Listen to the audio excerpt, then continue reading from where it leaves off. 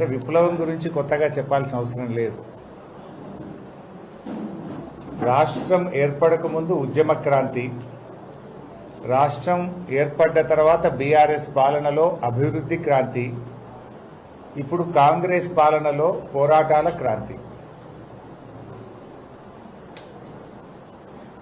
ఇవాళ పండగ పూట జనరల్గా సంక్రాంతి అంటే మంచి పంటలు బండి ధాన్యం అంతా ఇంటికి వచ్చిన తర్వాత ఎంతో ఆనందంగా రైతులందరూ చేసుకునేటువంటి పండగ ఈ సంక్రాంతి పండగ. కానీ ఇలా సంక్రాంతి వేళ కూడా అన్నదాతల్ని ఆందోళనలో పెట్టిన ప్రభుత్వం కాంగ్రెస్ ప్రభుత్వం.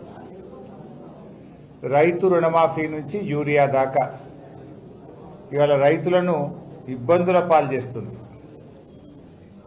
ఇవాళ సగానికి సగం మంది రైతులకు రుణమాఫీ కాలేదు. ఏనాడు బీఆర్ఎస్ పాలనలో ఎరువులకు ఇబ్బందే లేదు. ఇవాళ వానలో చలిలో ఉదయాన్నే 3 గంటలకు యూరియా సంచుల కోసం రైతులు లైన్లో నిలబడాల్సిన పరిస్థితి. యాపులు మ్యాపులు కార్డుల పేరిట ఈ ప్రభుత్వం రైతుల ఉసురు పోసుకుంటా ఉన్నది. ఇలా సంక్రాంతి పండుగకు రైతు బంధు డబ్బులు పడతాయో అని ఆశగా ఎదురు చూసిన రైతులకు నిరాశే కాంగ్రెస్ ప్రభుత్వం మిగిల్చింది.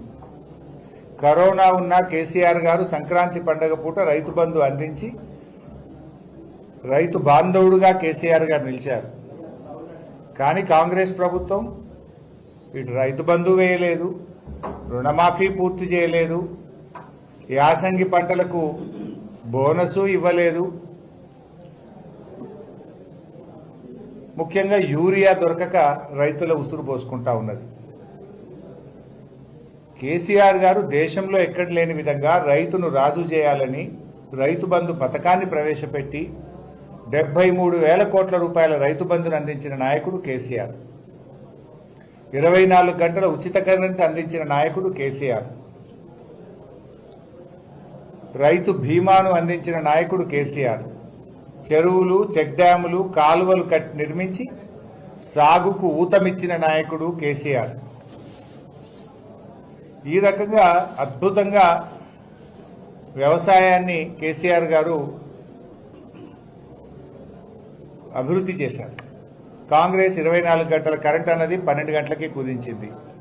2 పంటలకు రైతు బంధు ఇచ్చింది, 2 పంటలకు రైతు బంధు ఎగ్గొట్టింది. ఒక పంటకు బోనస్ ఇచ్చింది, ఒక పంటకు బోనస్ ఎగ్గొట్టింది.